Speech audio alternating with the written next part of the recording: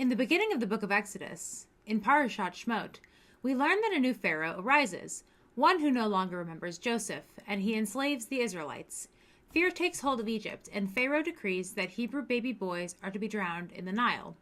One baby is not drowned. Moses is hidden, discovered, and ultimately adopted by Pharaoh's daughter, raised in the Egyptian palace itself. As he grows, Moses comes to understand that he is a Hebrew. One day, he witnesses an Egyptian taskmaster brutally beating an Israelite slave. Moses intervenes, kills the taskmaster, and suddenly realizes he can no longer remain where he is.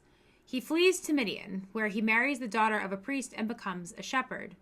And then, one seemingly ordinary day, Moses goes out with his flock and stumbles upon a bush that is burning, but is not consumed.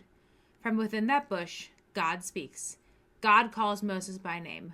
Moshe, Moshe. And Moses responds a word spoken by our ancestors at pivotal moments in their lives. Hineni, here I am. But being present does not mean being ready.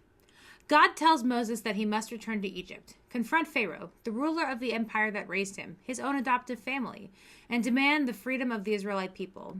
Moses immediately resists. He says he is slow of speech. God responds, your brother Aaron will help you speak. Moses asks, who am I to do this? And God answers simply, I will be with you.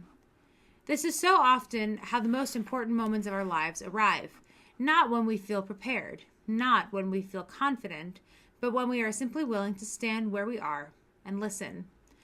Moses does not rush forward recklessly. He asks questions. He voices his fear.